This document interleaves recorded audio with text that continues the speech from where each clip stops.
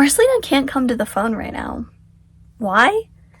Because it's her book's release day! Her YA mystery romance book, labeled Innocent Presumed Dead, officially releases and comes out today. Like, literally today, Valentine's Day. Woohoo! It's now available on Amazon as a paperback and ebook, as well as Kindle Unlimited, if you have that, plus the paperback on Barnes & Noble. All the links are down below. It's also in her link tree, her bio. She made a community post. Like, she would really appreciate it if you please go buy it now and support her, or at least add it to your TBR if it sounds interesting.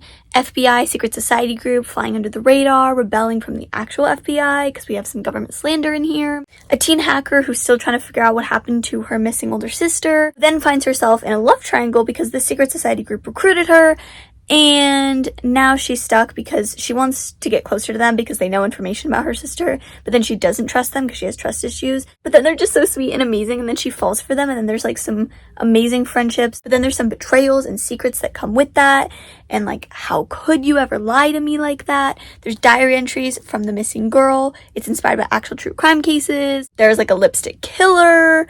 It's just such a fun time, and you should totally read it right now. It's out now, in case, I haven't said that already. Okay, slow down. I'm the real Marcelina. And there has been a couple of changes since that Marcelina decided to apparently introduce my videos now? ? Today is actually not release day. It is a few days after release. And I have ditched this old proof copy that I got a few months ago that was like basically my editing copy. And I got an official copy with nothing across the bar, no annoying strip or anything. We got the final beautiful, beautiful paperback. So I will be flexing this the entire video instead because now we have this to work with. Now, I just first and foremost have to apologize. This video was actually supposed to come out on the actual release day. That was my whole intention. It just, for a lot of reasons, that did not work out. Release day it was amazing. I have a vlog coming up in a couple days on that. It was great. It just was so stressful, so overwhelming. I didn't realize, not just from the past week being release week, and I had posted a short form video every single day and a long form video like this every single day, and I usually don't do that. And just like how go I've been for the past 12 months, ever since I started working on this book, I'm just really burnt out. Like, it's not even like I don't like writing anymore. I don't like I love it still. I'm just really burnt out on everything. Just really drained. And yeah. Release day was amazing. Thank you guys so much. Anyone who bought it on release day, because there were a couple of you, and there were a couple of you who actually read it on release day. You know who you are. Thank you so much. And yeah, so as you saw from the title, we are doing a Q&A. This is super exciting. I've been wanting to do one of these forever, and I actually, fun fact, did this for my last book. Now, that one actually came out on release day. However, we're close enough here. But about, 3 weeks ago or so, I put up a post on my community tab as well as an actual video asking y'all for some questions. And these could be personal questions, writing questions about this book specifically, my reading taste, just anything like that you wanted to know that you wanted me to answer. I have my list of questions pulled up on my laptop right here. So we're just going to be going through them. I will say I did condense a couple of people's, like if people had like the same question, because ironically that happened like 3 different times, or if it's just very, very similar where it could all be answered in an umbrella, I am kind of lumping them together. But I will put the screenshots of everyone who commented on the screen so you can kind of follow along with like what they were asking and who they are. So let's just like jump right into it. Starting off with the most requested question I've ever gotten, and I don't just mean for this Q&A. I mean the question that I've gotten over and over and over and over and over again.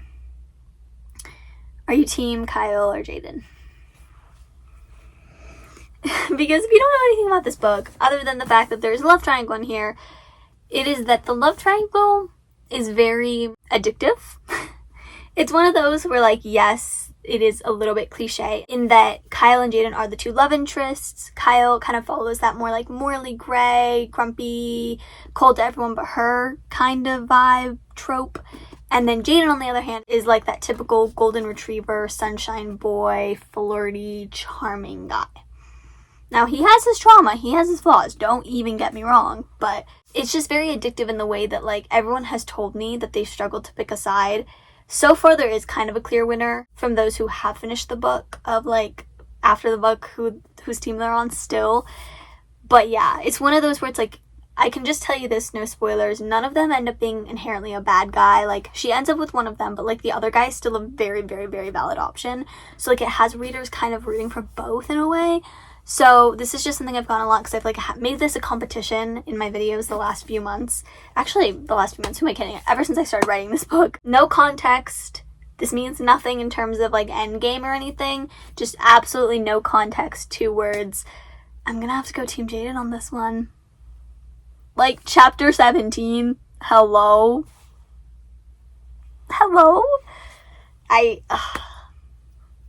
Anyway. Read to find out. That's your incentive. If you take anything from this video, chapter 17, it is a very triggering chapter, so just, like, FYI, if you are sensitive to, even though nothing is shown, just, like, a character talking about things like trafficking, kidnapping, essay, like, you probably might want to skip that chapter, skip ahead. But man, that chapter is, like, bipolar, but, like, the latter half of it's so cute. So cute.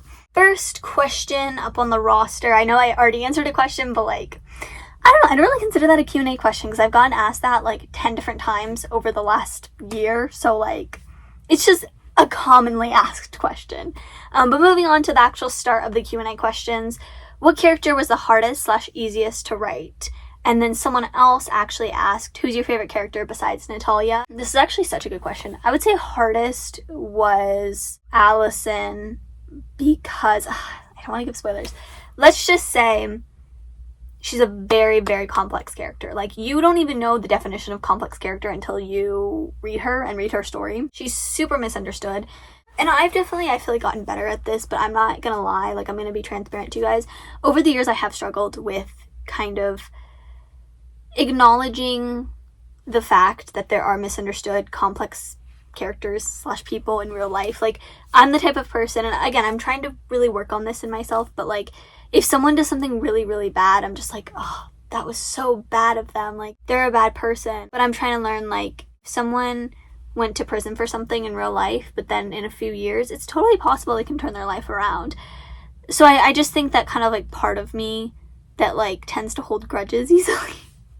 That sounds so bad.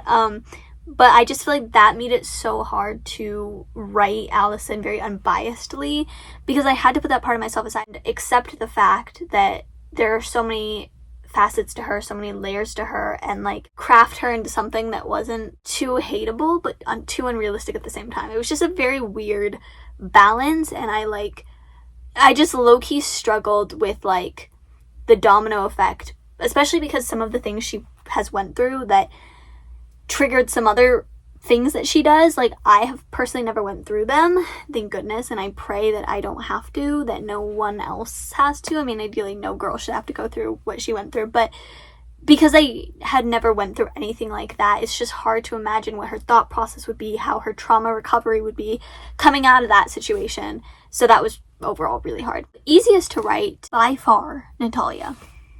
By far. Natalia's character just came so easily to me.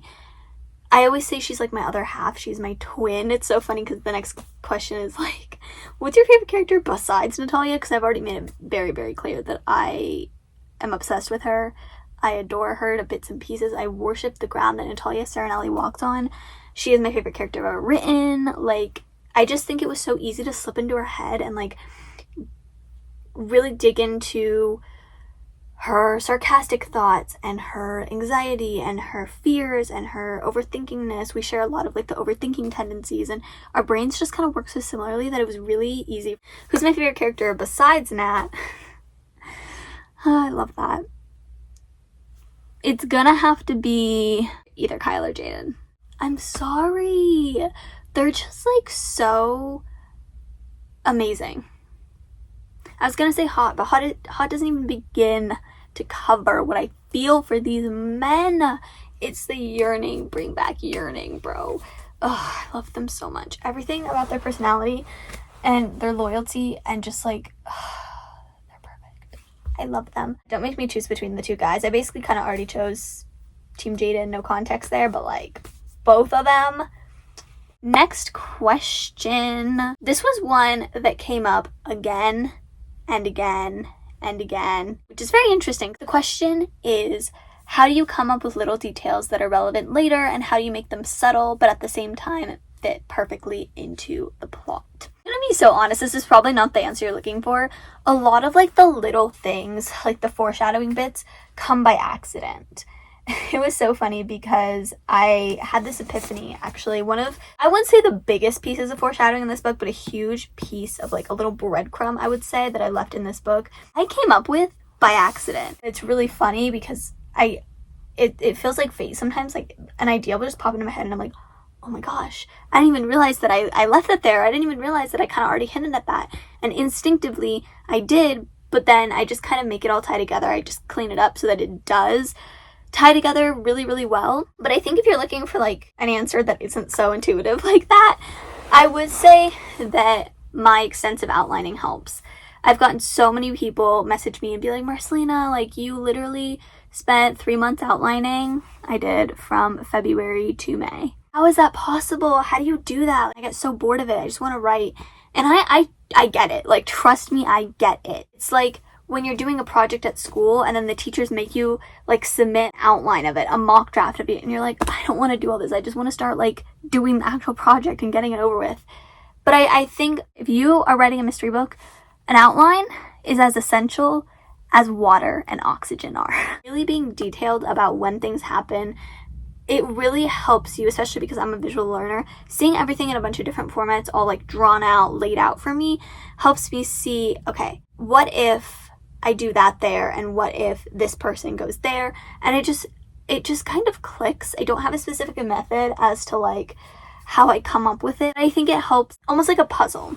Like, you know, when you do a puzzle, how a lot of the times, if you can, you'll like build the crust, like the border first, and then fill it in, just because it's easier, so that you have like some direction of like, you know where you're starting and you know where you need to go, so you can kind of fill in from there. It's the same concept. If you outline a lot and you know your point A, you know your starting point, and you know your point C, your ending point, and all you got to figure out is point B, which is how they connect, it's easier for you to do something that will lead you to point C, even though it's before point C. Does that make sense? This is a very messy answer. I'm sorry. Okay, and then the same person asked another question 2 of theirs. She asked, how do you put ideas together when you have ideas? Like, you know where they take place, but don't know what happens between them. My biggest tip for this one, this is a really interesting question. Again, outlining is important, blah, blah, blah. I just talked about that. But I think it's laying both of them out, thinking about them, and finding one common thread, just one thing that those 2 ideas have in common. So this is not from the book. I'm just going to make up a completely random example off the top of my head. So, for instance, if you have this one idea where you really want your main character to be a writer, you want her to be some type of writer or journalist, or do something like that where she's going to be reporting on true crimes. That's your one idea. And then you have another idea where you want it to kind of be like a courtroom kind of thing, where like maybe the judge is corrupt and the plaintiff or defendant is innocent, and there's like that kind of scandal going on. It's like law enforcement and deciding in a jury and deciding if someone is guilty or innocent, and like you want to have that element in there, but you're not sure like what happens in between. Find a common thread. So like for me, my mind immediately goes to, okay, I want her to be a writer. Journalism. What if she's a journalist? Then I think about, wait a second, in a courtroom, you know, obviously we have like the sketch artist, we have the people with the cameras, if cameras are allowed, depending on the trial and the type of trial it is. And then usually, and again, depending on the type of trial it is, usually there are some journalists either in there or like around there that are documenting this, reporting on this for a news article, a news station, a social media page, etc. So then it's like, wait, journalist. What if I make the FMC be a journalist at this trial, and then she gets caught in the crossfires and is trying to solve the case now? Boom, you have a book idea. So I think, again, it's just like finding that one thing and then finding out how they relate, figuring out like what they have in common, and then you combine them together immediately once you have that one little thing that makes them both similar. Hopefully that makes sense.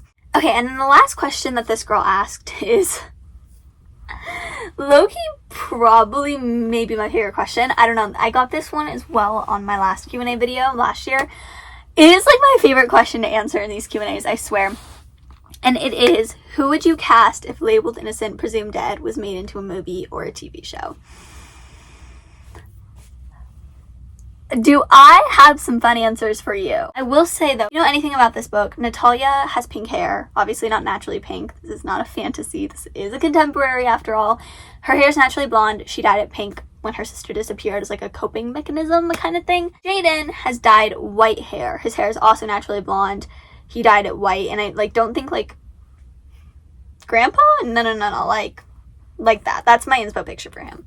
I think first and foremost, it was so hard to find actors and actresses because like there are only a couple celebrities who have ever really dyed their hair pink, and it's just they're all like adults or old, and it just doesn't capture Natalia as she is. And then Jaden, no one's dyed their hair white. Let's be so for real. Let alone a guy. I did have to take some liberties, so like the people I'm about to say, like, well, we'll get to that. So bear with me on that. Starting off strong, or maybe not. Again, Natalia, hardest character to fan cast because this girl does not have pink hair, so y'all can't see the vision. But just imagine this girl with pink hair, okay? Like, please close your eyes, visualize, imagine this girl with pink hair, okay? And that would be Madeline Klein, my queen, my diva. I love Outer Banks so much, and I love Madeline Klein so much. But specifically this photo of Madeline. Like, doesn't this just scream Natalia? And again, I know she doesn't have pink hair, but leave that to the imagination.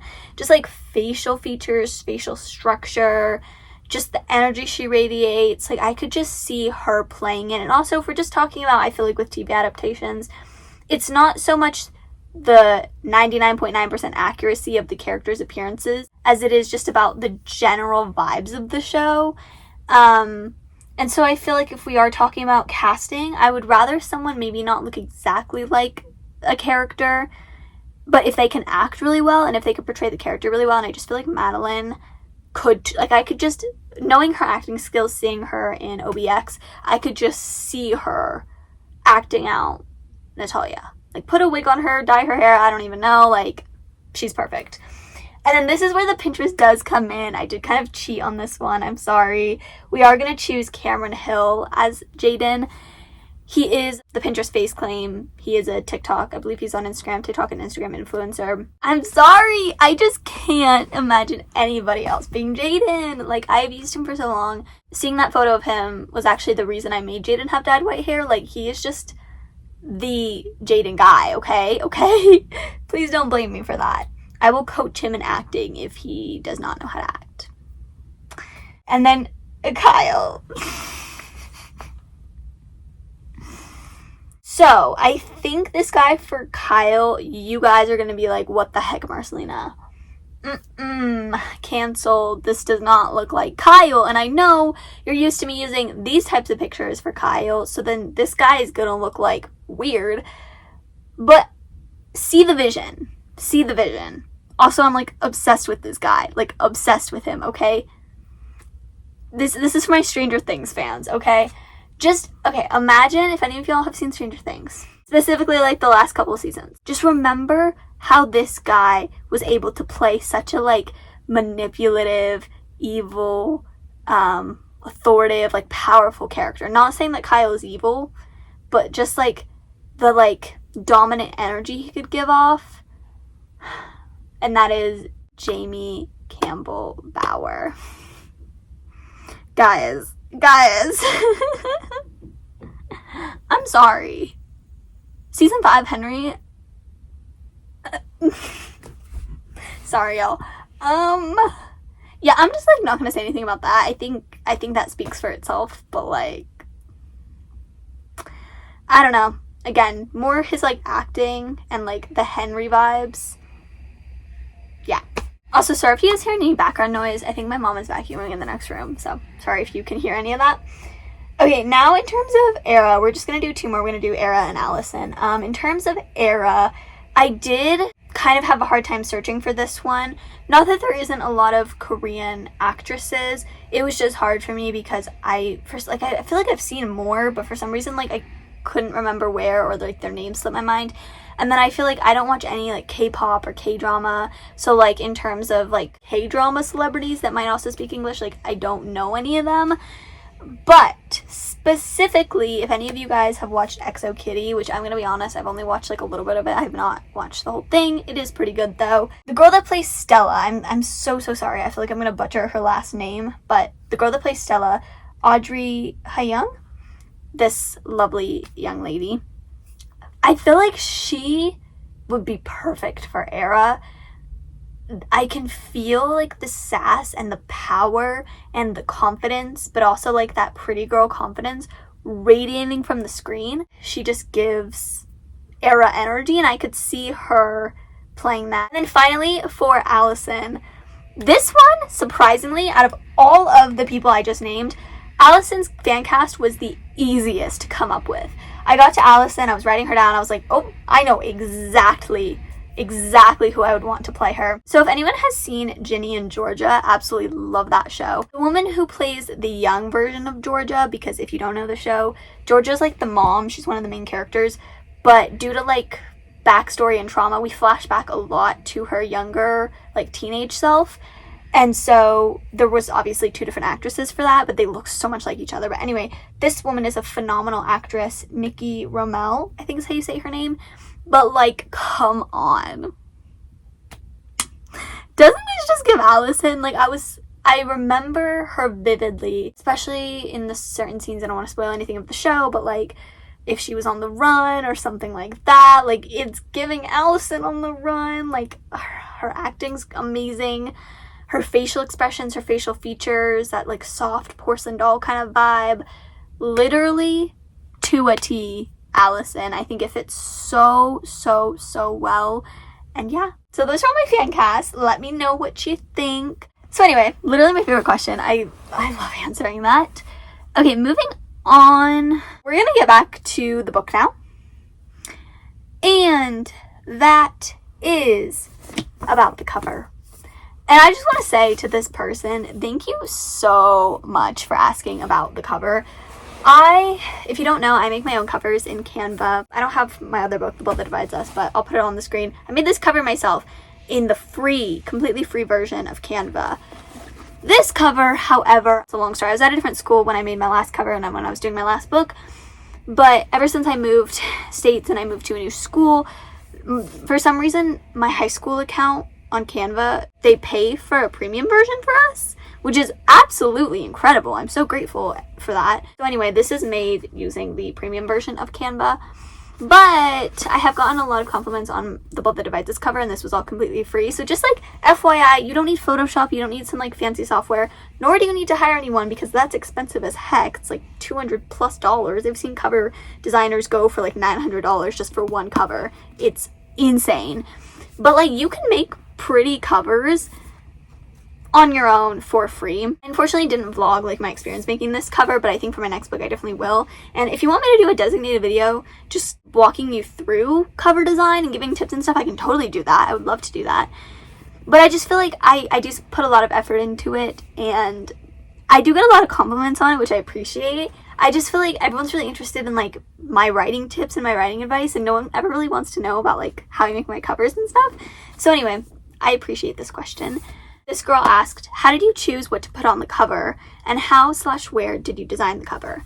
So I already kind of like accidentally answered that second part. In terms of like how do I choose what to put on the cover, I would definitely say I think there is a key strategy here, and that is doing your cover after you've written at least the first draft. Personally, for me, my routine is, which that's actually another question, but I take a break between the first and second draft to kind of like give my mind a rest, let my creative juices refill, so to speak.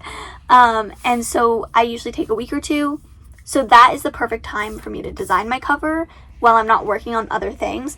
But I think it should be after you've written your first draft, so that you know beginning to end, beginning, middle, end, what's going to happen in the story, all the little details and foreshadowing and plot twists, and you know pretty much everything that's going to happen in your story. And the reason that that is important, not that you can't edit your story, nor not that you can't edit a cover, but I think I love book covers. I don't know if this is just me, but like that hint at what's going to be in the book, or they have like cameos, Easter eggs, I don't know if those are the right words, of like what's going to be in the book. And so, for example, my biggest inspiration for this cover was 100 Days of Sunlight by the lovely, amazing, talented Abby Emmons. She's like my favorite author tuber on here. I aspire to be as talented as her. But she made a whole video. It's a little bit of an outdated old video, but I will link in the description down below. Every single element you see on that cover, every single thing is related to the book in some way. It's something that happens in the book, something that one character gave to another, or that has significance in the story. And the Inheritance Games covers sort of kind of do this as well. And I love that idea of just like, you look at a cover and then you don't understand it at first. You're like, what is a heart-shaped necklace? You can't tell it's a necklace. I don't know if it's obvious. It's more obvious in person. The lighting's kind of bad in here, but like these are the chains. It kind of like goes up, and then this is the heart necklace. But you're like, why is their heart necklace covered in blood? Like, what? But then you read the book, and that what turns into, oh, and you get it. I love covers like that because I just think it's so fun. I think that because I designed my covers after I've already written the book, yes, even though I edit the book a bunch and it's not the final manuscript, I've still written it, so I still kind of know loosely a lot of the big picture stuff that happens, a lot of like the symbolisms and the elements that represent things and stuff like that. So I can really tell like what's gonna be important, what means something, what has a double or hidden meaning. So like I wanted a lighter color scheme with this book, so I think also establishing your color scheme and then making everything tie to that, super important right off the bat. That should be your first step. And then this girl's second question was, how do you choose character names? I'm not going to go into this too much because I did make a whole short form video like a few months ago about it. I'll link in the description down below so you can watch that. Okay, now getting into a little bit more like general questions. Starting off, we have two questions, one of which being, why did you decide to be an author? And then someone else, I again lumped this together because it was pretty similar. Someone else asked, what age did you start writing? Okay, the age is a little bit like, it's up to your interpretation. If we're talking like, let me find it, hold up a sec. If we're talking like composition notebooks, like handwritten stories, my handwriting is atrocious, but like actual handwritten stories, short stories. This one happened to be called Once Upon a Magic. I started writing these when I was roughly between the ages of 8 and 10. Because I remember it was a couple of years before COVID, and then right at the start of COVID, I also was like into it. But mainly I would say like 3rd and 4th grade. This was really my thing. And I did quite a few of these. This was like a mystery one. This one was like Cupcake Diaries. It was a fan fiction of the actual Cupcake Diaries series. This one was what really kicked off my mystery journey. It's called Donut Detective, False Notes. I know for a fact I wrote this one in 4th grade because I specifically made the main character a self-insert in 4th grade because I thought self-inserts were so cool at this age. But anyway, if we're talking about like these kinds of books, which are still fiction, I started writing when I was about 8 years old. However, if we are talking about what age did I first start writing, like on a computer, like in a Google Doc, like typing, and like my first long book, it would be when I was 11 years old. I wrote a 20,000 word novella. But in terms of like, why did I decide to be an author? Okay, there's a little bit of lore here. So it actually has to do with that 20,000 word novella that I just talked about writing. That was like my first like official book. 11 years old, and this was during my 5th grade year. Now, anyone who's a 2009 kid, you know, 5th grade was like peak COVID pandemic year, like peak online school distance learning year. my entire school was on Zoom and online. And so my 5th grade teacher was honestly the sweetest, and she was trying to incorporate like projects in there, but it had to be different than what she usually did, because it was usually like a model project, like an actual built project, but obviously we couldn't do that. So she was trying to like pivot and find online assignments and projects that we could do. So for our big project, there were a bunch of options we could choose from, and there was a write a book option. And I was like, I already write stories for fun anyway, I'm going to do this. So anyway, I wrote that. It ended up being way longer than I even thought. It was a like horror thriller, like coming of age story. Then one day on a Zoom meeting, she's like, hey Marcelina, can you stay after a little bit? And I was so scared. I still kind of am, but especially back then in elementary school, I was such a goody two shoes. I was like anytime I even thought someone was mad at me, or I was even in the slightest bit of trouble, I would just start panicking. I would start freaking out. So hearing those words, it was like a trigger phrase for me. I was like, what did I do? I'm doing all my work, I swear. What did I do? I'm like the only person who doesn't turn their camera off and who actually pays attention. What? And she was basically, it was nothing bad at all. It was basically her just saying, Marcelina, I read through your book, and a couple other people submitted stories as well, but yours blew me away. Yours was phenomenal. Your writing for your age is insane. And she basically just kept going on and on about like how good my writing was for my age and how good the story was. And she's like, I have been looking into a little bit of something called self-publishing. That's basically, and then she explained what self-publishing was, because I had never heard of it in my life. And she was like, there is something called Amazon Kindle Direct Publishing, and this is what it is. I can email you some articles and some links about it afterwards, but I was just wondering, I think that this story has such publishing potential, and I think if it's okay with you and your parents, talk it over with them, but I would love to help you get started on your KDP self-publishing journey. And I just remember talking to my parents. I was so excited. It was the first time they'd heard of self-publishing or KDP either. And my mom was kind of skeptical at first, because she's like, I thought publishing, you needed an agent and you needed to pay. But like, that's the whole thing with self-publishing, is that you don't.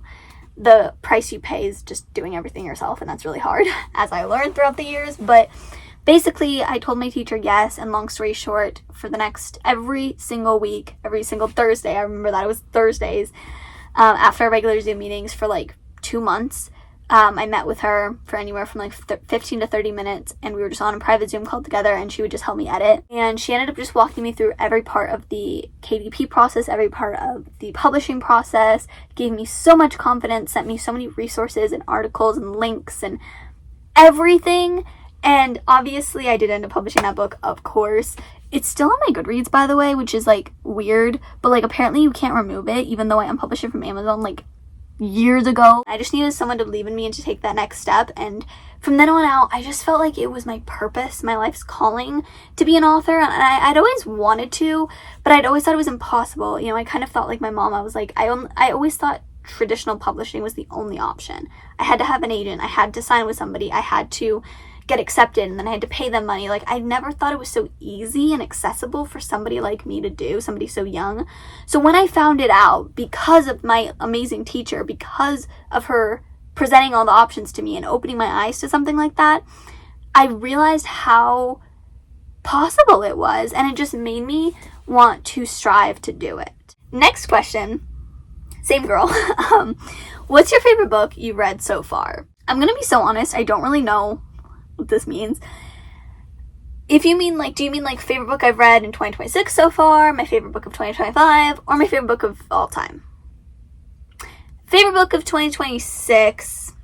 I recently read a book by an indie author, Kiona. She's so sweet. Go check out her channel. She is truly amazing, and she actually art-read for me. She gave my book 4 stars. She loved it.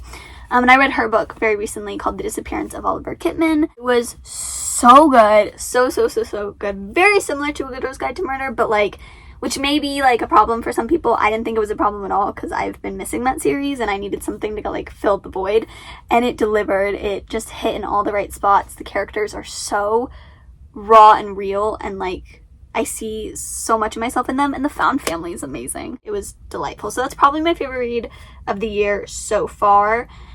Favorite read of 2025, without a doubt, was Fake Skating by Lynn Painter. I've talked about this before. Best Lynn Painter book, Argue with a Wall. Best book release of 2025, Argue with a Wall.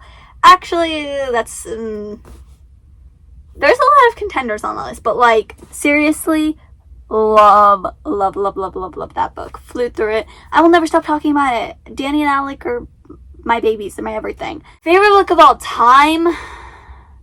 To name my favorites, Fake Skating, obviously.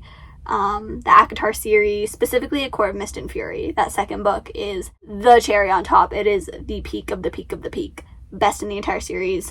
It was like my first ever 6-star read. It's amazing. The Boys of Tommen series, specifically Binding and Keeping 13, like those two on their own have such a special place in my heart. The Naturals series, A Good Guide to Murder, of course. Yeah. Okay, moving on to the next set of questions.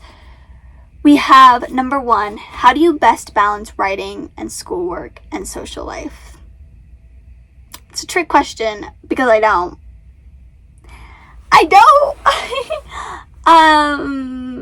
A lack of sleep, actually no sleep, what is sleep, and mental breakdowns every day. Okay, but being serious, I honestly think that it is very, very much a juggling act, very, very much planning oriented, and I know this sounds like annoying and almost like takes the fun out of life to plan every aspect of your life, but I will say I am a very to-do list heavy, checklist heavy type of girl, whether it's on a computer, on a digital calendar, on my physical calendar, in a physical notebook. Because at least for me, I'm the type of person, I severely underestimate how long things are going to take. Huge D1 procrastinator, by the way. I will put things off and put things off and put things off, and then it's like an hour before I have to go to bed, and I'm like, this is due tomorrow, but it shouldn't take me more than 30 minutes. I'll be fine. Then it's time to go to bed, and I have to stop for the night, and I'm like, shoot, this is going to take a lot longer than I thought. Instead of 30 minutes or even an hour, this is probably going to take 2 hours. And then I don't know what to do, and then I'm like scrambling and rushing and absolutely stressed out. So I think planning it out physically and, like I was saying, whatever way works for you. For me, it's just a combination of a bunch of things. And like really illustrating out, okay, from this time to this time, we will do this. This time to this time, we will do this. If this bleeds into that, I will just wrap it up. I just don't have time to be a perfectionist. I'll just get it done to a decent level of standards. I gotta move on to the next thing. By 4 p.m., I have to be starting this assignment, or I have to be doing this. Or like sometimes if I'm really, really tight on the deadline, this is what I was doing last week, like before my book came out. I would be like, look, I get off of school at 1:11. I'm stopping at 4. If I don't have all my homework done by 4 p.m.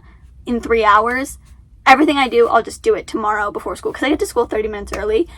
So I'm like, I have time in the morning when I wake up. I'll just do it then. I'm not doing homework after 4. Like, I will literally draw the line there and be like strict with myself. I'm not doing that. Once 4 o'clock hits, I got to start working on fun stuff, aka stuff for my book, hanging out with friends, like whatever. So I think it's all about planning it out, giving yourself balance and structure. There's nothing wrong with doing that, with cutting yourself off, so that you can have the best of both worlds. And then this girl's second question was best tips for getting out of a writing block.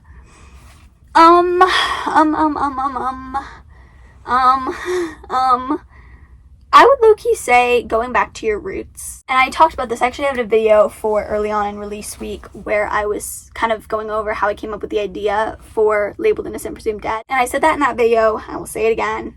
Every book has its conception point, its starting point. It has a trigger that you as the author, you as its creator, felt, this epiphany you had that made you come up with it. You don't just search and search and search and develop an idea. Like, at least a part of it comes to you, and obviously you further develop and plan, but like, it did come to you one way or another in a very random or coincidental way.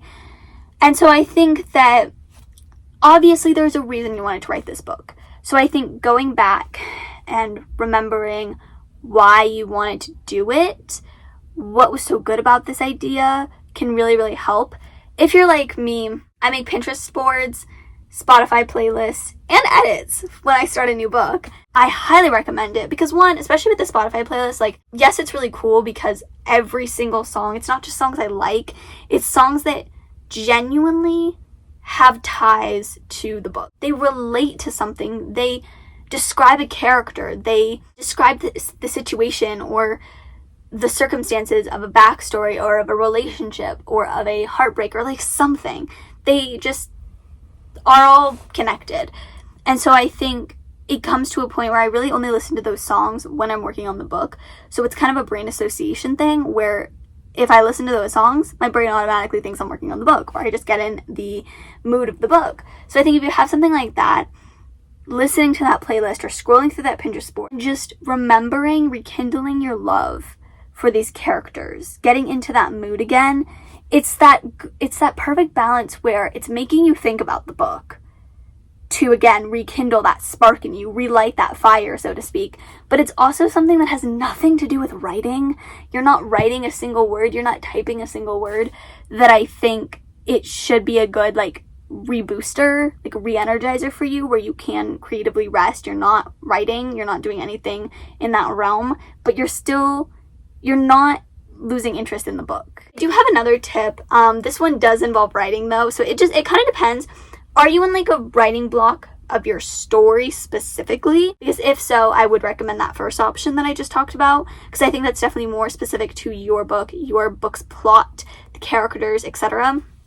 But if you're in a block, like you just can't write, period. Like it doesn't matter if it's your book or a school assignment, you just can't write. I would highly recommend doing a writing exercise. I actually got this from one of my friends, but I've been doing this too. She just does a different variation that she introduced me to. Doing a bunch of writing prompts and short stories, and it could just be little scenes. So for example, if you have Pinterest, I highly recommend searching like writing prompts or something like that, some keywords along those lines. There are hundreds that will pop up, and just picking one and writing a little scene. And when I say little, I literally mean like a 100 or 200 word scene, which not that much at all, and just going off of that, going off the prompt. Maybe you can kind of take inspiration, read some of the comments, take inspiration, because you're not going to publish it, so copyright and copying other people, it doesn't matter. It's just to get your writing muscles back going and stronger. The thing with writing is it's definitely like muscles. If you don't use them, you lose them, unfortunately. If you let that writing block get so in your head that you just don't write for months, it's going to be so dang hard to get back into writing. You're not going to want to do it. You're not going to remember how. I mean, not that you necessarily forget how to write. That's like forgetting how to read. Just because I'm in a reading slump for a while doesn't mean I forgot how to read. But you know what I mean. You need to keep exercising. You need to keep doing it so that when you're finally out of that slump, you're like conditioned still. You're not weak again, if that makes sense. This was just a general question. And I have gotten this a lot. And I feel like a lot of people, they see my channel and they're like, "You're a teenager and you publish books? Are they on Wattpad?" No, honey, they're on Amazon and Barnes & Noble. I'm actually getting in talks with Barnes & Noble and doing a local book signing. Like, guys, it's like basically an actually published book. But I got a lot on like, how do you do that? You're only 16. So this specific lovely person, I believe she's also an author. She's also working on publishing. I'm unsure if she's interested in trad pub or self-pub though. But she asked, how do you get your books to Barnes & Noble as an indie author?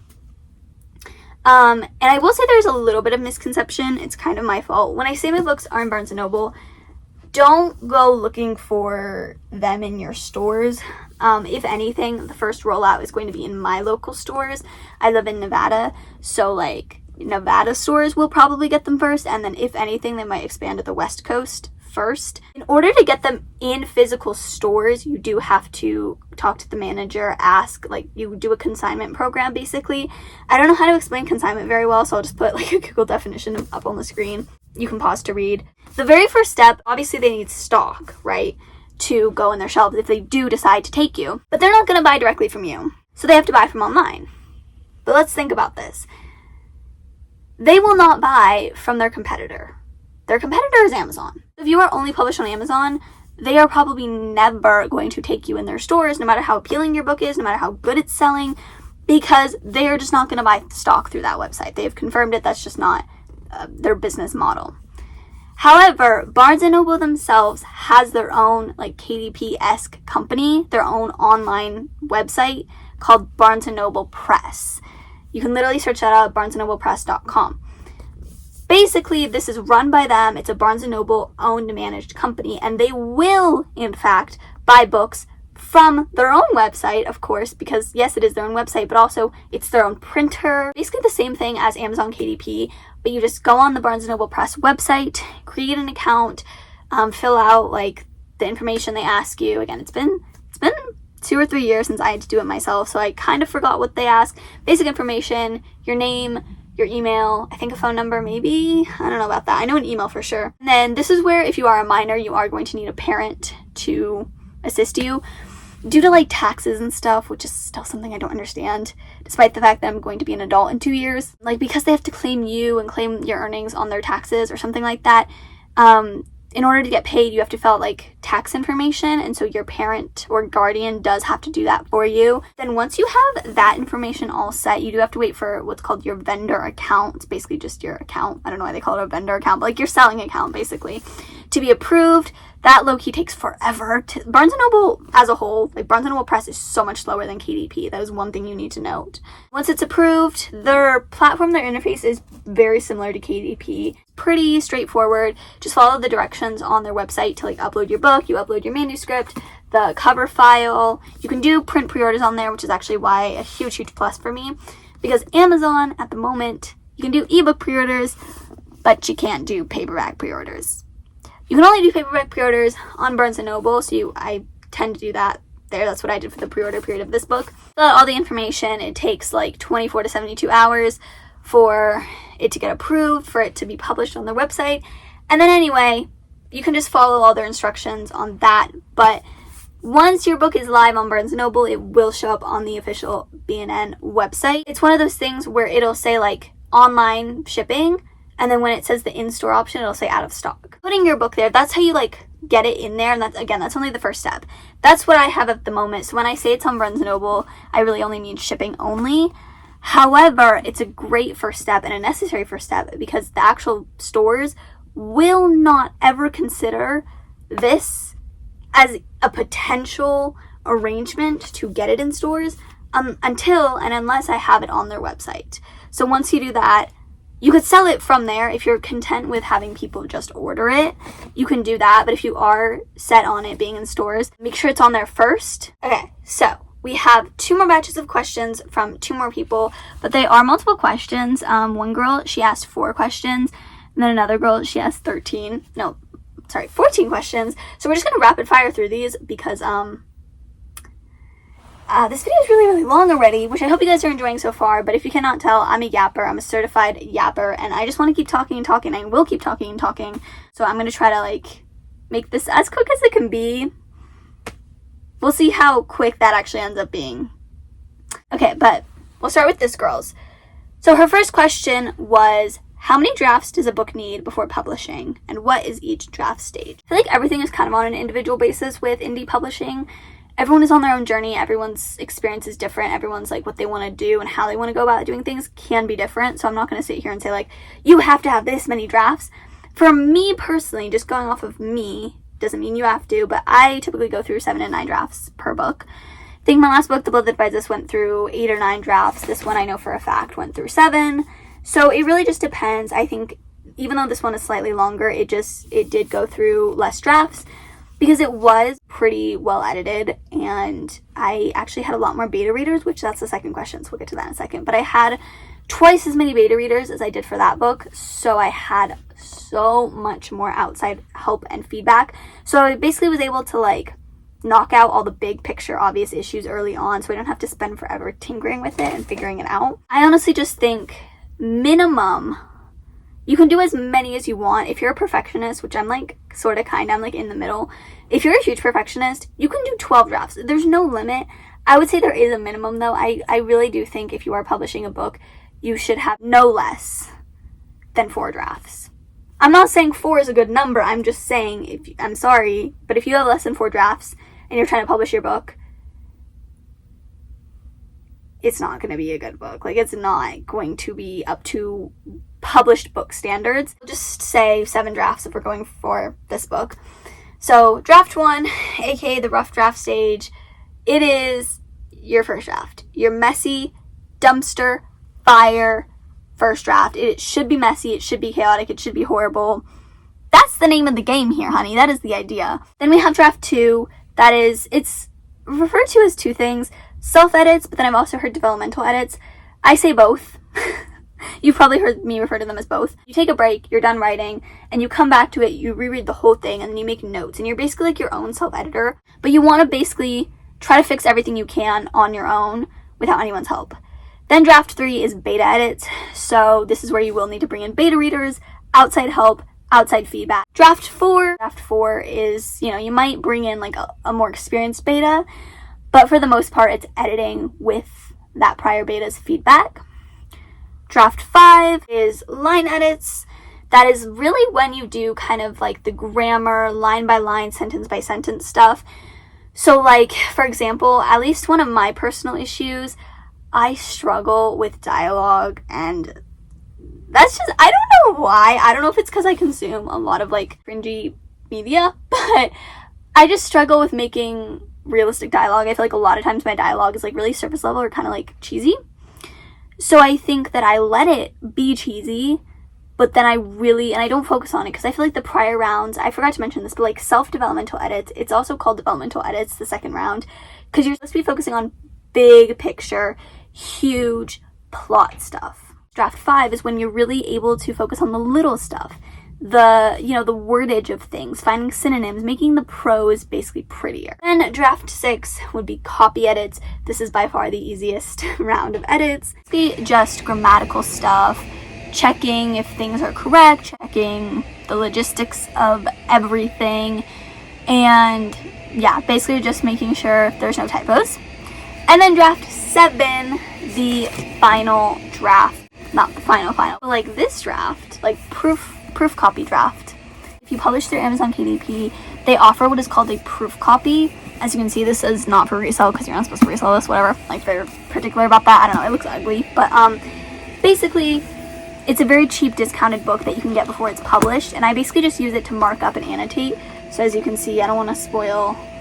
But if we're going to go to like an early page so that it doesn't spoil. This is like what chapter is this? This is chapter 2, but you see like I mark it with like a red pen, and then the highlighter is when I implemented the changes because I like rewrote something right here. Once I implemented it in my computer, I highlighted it just to like check off like, oh yeah, I did this, just so when I was looking through I didn't forget to add any to my computer. Because there's no point in spending all this time editing in the book and marking up the book if it doesn't get implemented to the final manuscript.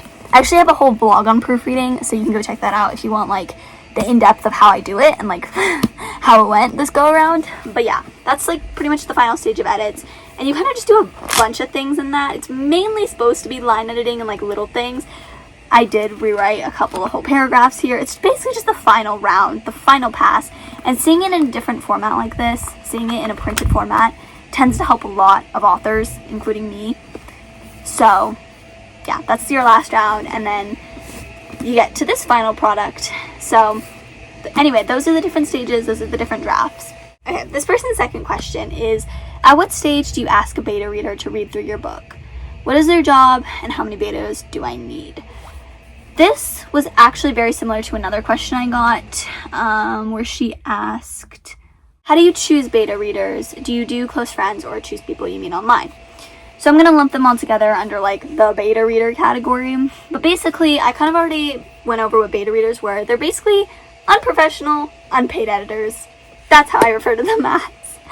Oftentimes, they're close friends or writers that you know, that you trust, that you know and you trust enough that can give you like nice feedback. So you trust them to read an unreleased story. You trust that they're not going to like leak the story or pirate it or steal it or anything like that. Like, you got to be able to trust them and know them a little bit. But basically, they just read through your entire story it already should be a little bit edited and give you feedback, because outside perspective is so important, and a lot of the times we are so blind to our own mistakes, and we may not see something as problematic in our book, and then someone else is like, that's a problem. Or like, for me, I never can tell how obvious my plot twists are because I'm the one writing them and I obviously know what they are, so like, how can I tell if it's predictable or not? So getting outside feedback, especially on something like that, as a mystery author, is key. It's very important. I think it should be, however many you can handle.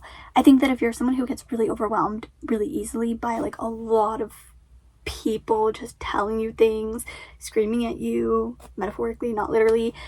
I mean, hopefully you pick people who won't yell at you unless it's like in a joking friend way, but if you just get overwhelmed by a lot of different opinions and people's voices in your head, I would say stick to 2. I feel like 2 is like the minimum, and you shouldn't have more than like 6. In terms of me choosing my beta readers, I don't really have a specific rhyme or reason. I know a lot of authors will put out a like Google form type of thing, like, hey guys, like I'm looking for beta readers now. If you want to do this, if you want to edit for me, like please fill out this form. And it's like an application kind of. And I know that works for a lot of people, which is great. If that works for you, if that's something you want to do where you feel like you don't have a lot of connections, you don't know a lot of people, go for it. But I think I just didn't do that because I feel like I do attract two different types of people on my channel, writers and readers, and I'm just very, very particular because so much of how the final book is going to end up turning out, like what the reviews are going to say, is based on how well I edit, how well I catch some of the maybe glaring obvious mistakes that aren't so glaring obvious to me. So I need the right people to help me figure it out, to help me kind of pinpoint that. And so I'm just very, very picky about my beta readers. That's kind of what I'm getting at here.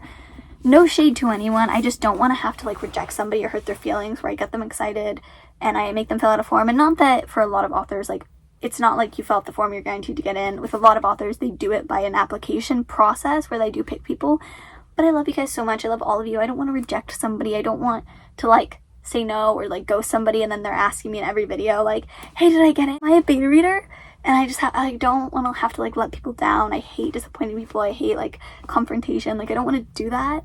So I think it's just easier for me to hand select people. So I usually like to pick people who our writing style is very similar or theirs is even better than mine. Arc readers is the next topic. How many arc readers do I need and how do I find the right arc readers for my book? A little summary if you're like, wait, Marcelina, what's arc readers? First you were talking about beta readers. Now you're talking about arc readers? Arc? What does that even mean? I got you, girl. I did do a whole video series about this and I've been talking about this for a while, but if you're new here, ARC stands for Advanced Review Copy. It is essentially a very common, very smart marketing tactic, basically where they have an ARC team and they send that ARC team free copies of their book. For indie authors, most of the time it's digital, like Kindle copies, because it's cheaper. But you'll see like for the traditionally published, like the big guys in the game, they'll do physical ARCs, which I would love to do physical ARCs one day. I just don't have it in my budget right now. But basically they'll send their ARC team a free copy of the book. And you may be like, why would they do that? That's a waste of money to get free reviews. You're giving someone a free copy of your book in exchange for an honest review prior to the release date. So it's just a very easy peasy way to kind of get the word out about your book. In terms of how many you need, this really, really depends. I feel like I just cannot give you an answer because I have had such a difference between my two books. The Boat That Divides Us, I had 100 ARC readers, something like that. This book, I had 30. I had a third, not even a third, a little less than a third of the amount of ARC readers. And I would low-key say I had a slightly more successful release. It just also depends how positive those ARC reviews are. You could get 100 ARC reviews, but if your book is just kind of universally hated or it's just a very meh book and your reviews are like your average reviews are like 2 or 3 stars, it's not going to do much. Versus if you have only 30, the majority of mine have been 4 to 5 star ratings. So it's like, it just really depends on how your book's received. I would say a sweet spot is around 50. In terms of how do you find the right ARC readers, the biggest thing, and I made this mistake with my last book, so please learn from my mistakes. Do not make the same mistake as me. Do not just get excited and think, oh my gosh, I'm just going to start emailing random booktubers and see if they want to review my book because they have a following of 100,000 subscribers, and if they review my book, it'll get me great publicity. No, because here's what's going to happen. People are very specific about their genres, and rightfully so. I mean, like, some people are mood readers, some people are the type of readers, they'll read pretty much anything. For example, if you are writing a fantasy romance, let's say it's a YA fantasy romance, and you send your ARC to a popular booktuber, again, because you want exposure, and you think, oh, if they do a reading vlog, they promise to do a reading vlog on it, they promise to talk about it, it's going to get so many views, my book's going to blow up. But you're not paying attention, and that content creator only reads adult dark romance.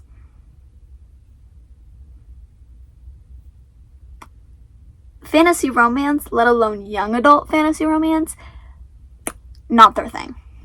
Has nothing to do with your book. That's just not their genre. Just make sure that your book aligns with their reading taste. The last question from this girl is, if I'm referencing other books or TV shows, Can I do it without being accused of copyright? The very simple answer to this question is yes, but I would caution you. You can totally do this. Copyright laws in terms of like what you can include in books is very flexible. The only thing you can't do is like specific quotes or lyrics. I would just caution you though not to do this too much. I think further context in your question or in your comment, you were saying that like you remember that I did this with my last book, and I did. I included a lot of pop culture references, modern music artists and shows and stuff like that. The problem is, it didn't land me in legal trouble, but it kind of landed me in reader trouble. I will say I kind of annoyed a lot of readers because apparently a lot of readers don't. I got a lot of hate because people are like, I read books to escape. You know, I didn't like how she was mentioning real things from the real world. It's like breaking the fourth wall. It was just cringe, like whatever. A lot of people don't like it. So I would just caution. I would say, I honestly can't be a hypocrite. I did do it a couple times in this book. Like Olivia Rodrigo is mentioned. Like, you know, I would just say keep it to like 1 to 2 times if you're gonna do like real life references like that. Don't go overkill. Yeah, you can totally do that. Copyright free, don't even worry. Okay, and we have one more set of questions. This is the 14 questions by an amazing friend of mine. She's so sweet. Starting with number 1. Do you use any other writing, tracking, or any other things besides Google Docs, Pinterest, and Pacemaker? No, I do not. Google Docs is what I write on. It's also what I edit on. It's also what I format on. Pinterest is what I usually use to outline and plan my book, and Pacemaker is my like writing tracking software. That's the only like tracking software I would say out of those 3. It's so cool. I highly, highly recommend it. This is not sponsored by Pacemaker or anything, I swear.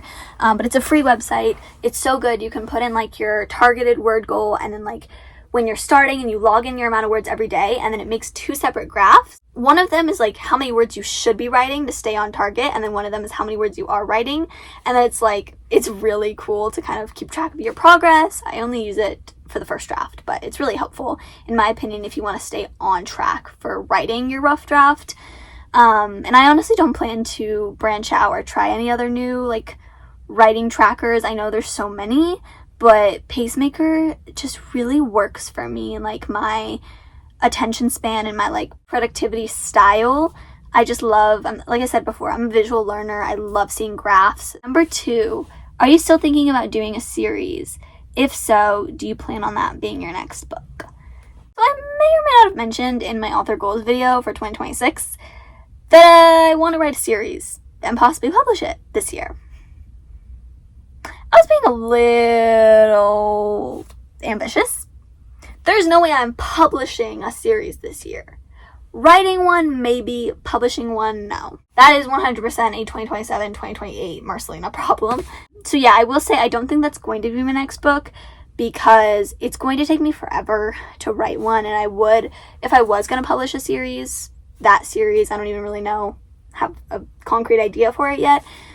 But I would want to do a rapid release style where instead of making you guys wait a year or 2 in between books so that you guys don't forget about it, I would want to like pre-make all the books, so have you guys wait a little longer and then have all the books come out within 3 or 4 months of each other. But in order to do that, I need time to pre-make all the books, and I haven't even like thought of an idea for book 1 yet, so I don't even know if it's going to happen. I've never tried doing it and I feel like it's going to be really challenging, but I do love a challenge. So anyway, I would probably want to publish a standalone or 2 in between.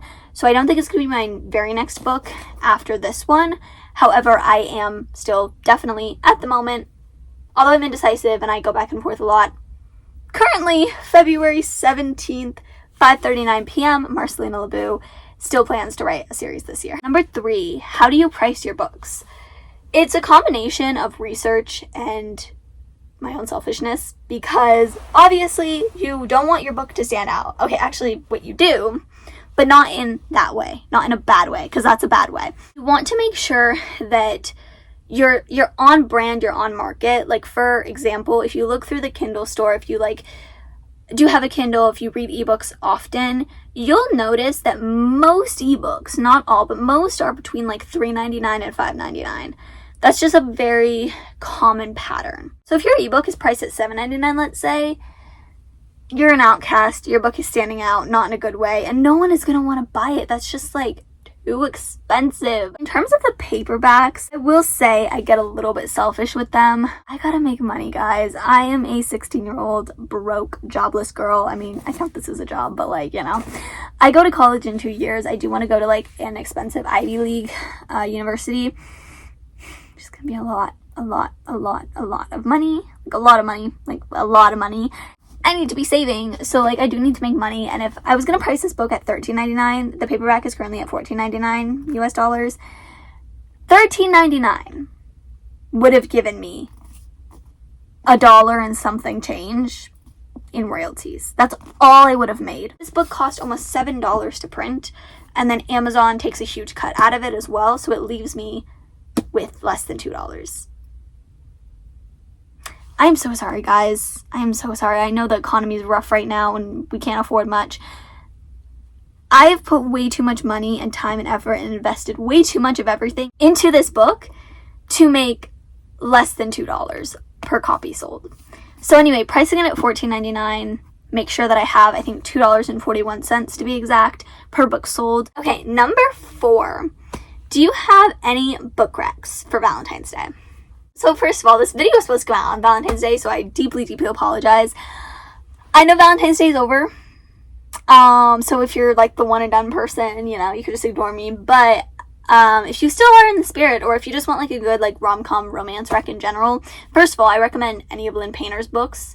She's like the YA clean romance queen, the rom-com queen. We bow down to Miss Lynn Painter. Specifically, though, The Do-Over by her. Number 5 is, what is your editing process?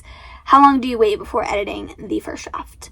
Now, I already kind of went over the extent of my editing process. In terms of how long do you wait before editing the first draft, so this is what I was talking about in terms of taking a break and waiting, because I think you should wait. I think that is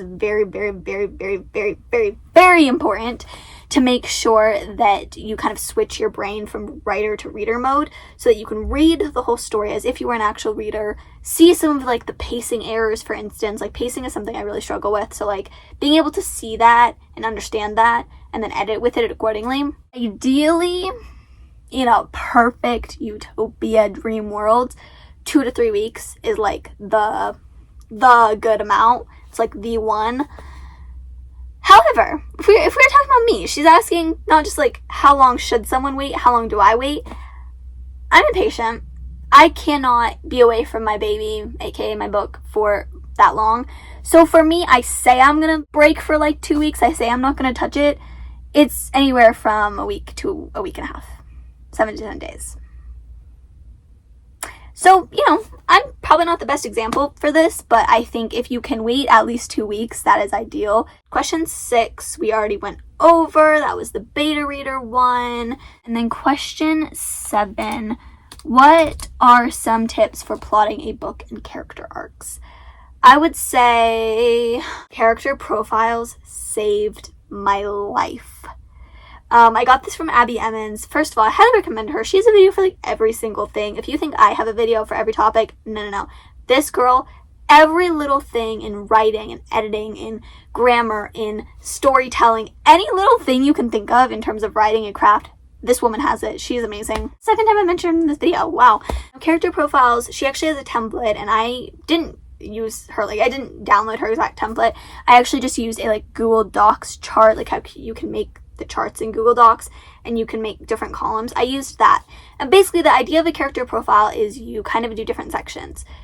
You do name, age, personality, appearance, relationships, like their backstory, stuff like that. It's where you plan out basically just everything about them. But the main things is internal conflict, fears, misbeliefs. Those are some things, if you do watch Abby Emmons or if you start getting into her, those are like her favorite phrases. Those are some like her signature catchphrases pretty much. And basically those are like very important to nail down early on before you even start writing. It's just basically the why. Like, yes, a character does something. A character falls for, let's say in a cliche romance, our sweet, shy FMC falls for like the bad boy. Okay. But like, why? Like, yes, he's hot and attractive and he says all the right things and he's protective and loyal and like, book boyfriendy. We know. We know. But like, why does she fall for him? For example, this is just like a psychological fact, and I'm trying to major in psychology, so like, people with daddy issues, or the lack thereof a father, because they don't have, we all need a little bit of older male validation, and I don't mean that, like, don't take that in like a creepy way, but like, if you have a good relationship with your father, you have that older male who you don't even really know you need an older male, and again, don't take that weirdly, please, but like, you have that support system, you have that validation. But those who don't have a father, they have a very toxic relationship with him, they lack that older male validation. So a lot of the times, those are the people that you see, they're getting in relationships, they're teenagers, and they're getting in relationships with adults, with adult men, or they are doing sexual things with men very early on, at a very young age, because of that lack of connection in their life. So anyway, there's always a psychological reason why people do something. There's always internal conflict. There's always that reason, that fatal flaw, that misbelief, that desire in a chemical way affecting the way a main character processes their emotions, how they deal with those emotions. Two people could be feeling the same emotion and process them differently and react in two drastically different ways. So it's just figuring out, based on how you want your character to be, establish some basic, like, I don't know if you want to call them tropes, but like, do you want a typical shy character? Do you want a complex character where they're like bad but they have a good heart, or something like that? Do you want a straight up morally gray character? Do you want a kind of charming player type of person? And then really dig into why they do what they do, why they make the decisions they do, what affected them in their life, in their childhood, that made them do whatever they do, and then just go from there. So anyway, character profiles are so useful, and they really help plan out where you want a character to go, hence the character arc. Okay, question number 8. Who is your favorite author? Guys, it really depends. I have them by genre, because I can't just pick one. This is me. #indecisive queen. Like, I cannot help it. I thought we established this already. I would say in the mystery space, Holly Jackson and Jennifer Lynn Barnes, of course. And then in terms of like contemporary romance, I'm gonna have to say Lynn Painter takes the cake. If you ever want a contemporary romance rec from me, chances are it's all gonna be Lynn Painter. Not that I haven't read a contemporary romance that isn't Lynn Painter, but like, she is my favorite contemporary romance author. Like, I'm obsessed with her. And then in terms of like fantasy / romantasy, Sarah J. Maas. Oh my goodness, the ACOTAR series. Number 9, how do you get the motivation to keep on writing even when it gets tough or you're in a slump? We already kind of answered that one. I am going to skip that one. Number 10, are you excited for the Inheritance Games TV shows? This answer might be controversial, but yes. Yes. I can like vividly picture in my head the Inheritance Games and how it's gonna look, and like, I just feel like having the riddles and like the mansions and all the different clues, and like, I can imagine some scenes being depicted in a film form. For some reason, like, even though I don't like that for most books, I feel like for this series it would actually work really, really well. Even though the Inheritance Games isn't my favorite series from Jennifer, I think it would do so much better as a TV show than the Naturals would. Like, leave my Naturals alone, please.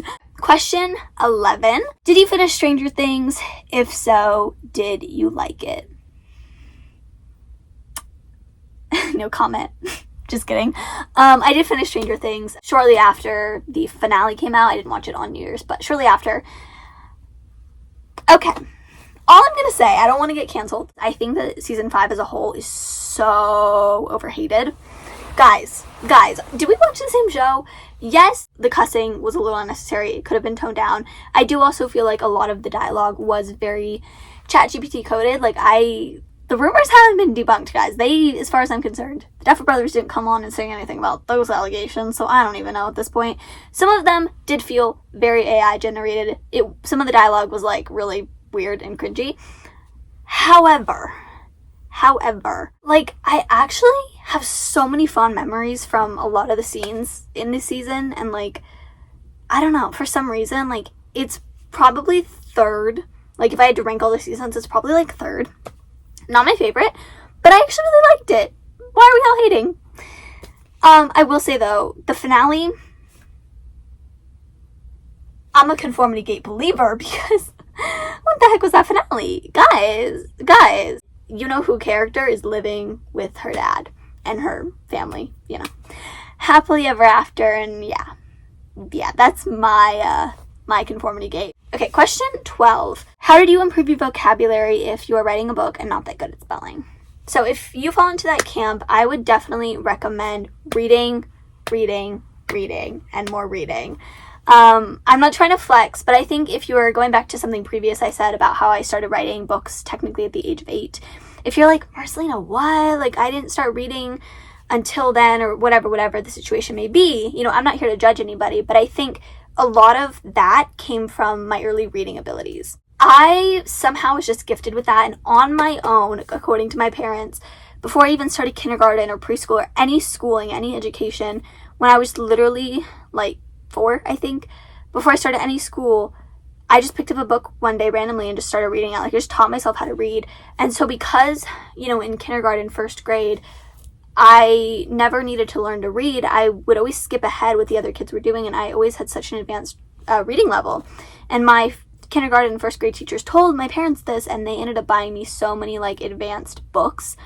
So I would just say reading books that are way above your reading level, way above your age range, are so helpful because they teach you so many like new words and like sentence structures that we don't use now. Also, something I highly recommend looking into is historical books, classics, and like historical films as well.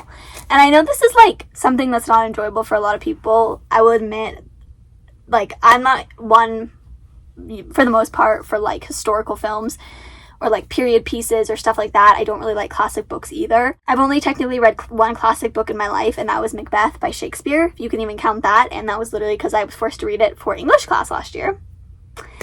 But I really truly think that that helps because they just wrote in a different way back then. It was just so like purple prosy, flowery, just really pretty, and there's a lot of sentence structures that are very unique that I feel like if you read a lot of those older types of works that maybe, you know, are a little bit, they're harder to read, like Shakespeare is very hard to read, challenging yourself will definitely help strengthen your vocabulary and ultimately your writing skills and your writing style. 13. How did you make the love triangle trope better in your book? I think I mentioned this. There's a love triangle. Woo! As you know, the love triangle trope is very hated on by everybody and their mothers. Don't quite understand why. It's not that bad. But I think it all comes down to execution and like who the FMC is and who the two love interests are that can really make or break a love triangle. My Life with the Walter Boys, I feel like as a whole show, The Summer I Turned Pretty is better, but I feel like in terms of like who executed the love triangle better, I do think My Life with the Walter Boys did. And I only say that because, no spoilers for either, but in The Summer I Turned Pretty, it was very obvious from season 1, episode 1. My mom did not read a single word out of the books. She knew from the second, you know who, our favorite yearner boy, came on the screen who she was going to end up with. It was just so predictable, and predictable love triangles equal annoying love triangles. That is the pitfall of these things. This is why most people don't like them, because they're just so like predictable that it's borderline cheesy and like annoying, because we got to sit through this when we already know what's going to happen. It's like a waste of our time. Versus My Life with the Walter Boys, Alex is not written off. I truly do feel like Jeremiah was written off. I feel like Jeremiah's character never stood a chance, and I just feel like it was so surface level and shallow. And I really like how in My Life with the Walter Boys, both Alex and Cole, the two brothers and the two love interests, they both have a chance. Specifically more in the second season, I feel like they're both genuinely good guys and they both care about her, and none of them like turn inherently evil, or they don't like, it doesn't become an obvious choice really at any point. Yes, they have their moments, like Alex kind of has his jerk moments, not gonna lie, and I'm still Team Cole, but like they're both valid options where in a different universe she could end up with one of them than who she ends up with in the show, and I would still be perfectly content and she would still be happy. And I think also it's the fact that in love triangles, sometimes the love interests are only there to serve one purpose, and that is to be a love interest for the main character, quite literally. And when you have something like that and you just have them there to be a romance device, it feels very much like a device. It feels very systematic, very robotic, and it makes people not invested if they can't get into the characters, if the love interests don't have much depth or personality outside of just being a love interest, if that makes sense. And so I feel like the key to writing a love triangle, which I really, really, really tried to nail home in this book with Kyle and Jaden, is I wanted them to both have goals and motivations and desires and wants and purposes in life outside of just Natalia. You know, with Kyle, for example, he is the leader of the Bureau. The Bureau is like the FBI Secret Society group. And with him doing that, he had started that group 2 whole years before he even met Natalia, before he even talked to her. So obviously he has a life purpose. He has a reason behind that. He has a backstory behind that, why he wanted to start the group. Read to find out. But like, if Natalia never came along, he would still do what he does. He doesn't just run the group just for her, for example. Now she does become a part of that group, but he would still do it if it wasn't for her. Like and same with Jaden. Like Jaden is a huge member in this group. He's the detective investigator dude. But he has so much purpose, and they both have such big roles to play and personalities and just things outside of it that I think making your characters, your love interests specifically in a love triangle, not shallow and making them actually be likable characters on their own is really important to making the love triangle more tolerable. And I have gotten so many reviews so far that everybody thinks the love triangle is so much more pleasant. They didn't make them want to throw their book across the room. Like, they actually can tolerate it. So I'm going to say that I did a pretty good job at that. Okay, and with that, I don't even know how long this video is going to be. I'm kind of scared. It's like 2 hours, guys. I don't know. We are done with this video. This video is coming to an end. The Q&A, the release week content, is officially over. Actually, technically not, because I am doing a release day vlog for this. That should be coming out in the next couple days. I'm thinking Friday, February 19th. Wait, no. 20th? I don't know. Whenever Friday is. I am going to have family over, though, so, like, I'll try to do a premiere, but I don't know if I'll be able to, so just letting you know in advance. But yeah. So stay tuned for that, but like, this was like something that was supposed to be planned again a few days ago, and I'm sorry that it's so late. But I really, really hope you enjoyed. If anyone is still around, thank you so much. I put a lot of preparation and thought into this, and a huge shout out, a huge thank you to everybody who submitted questions.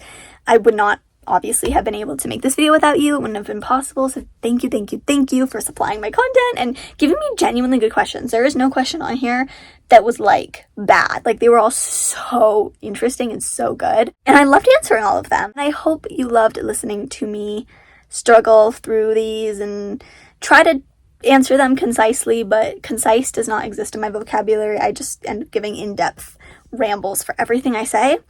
So yeah, if you have any further questions, or like if you want me to kind of respond to you in the comments with any further clarifications on what I said, please drop a comment. I love hearing from you guys. And other than that, I hope you all have a lovely, wonderful day or night.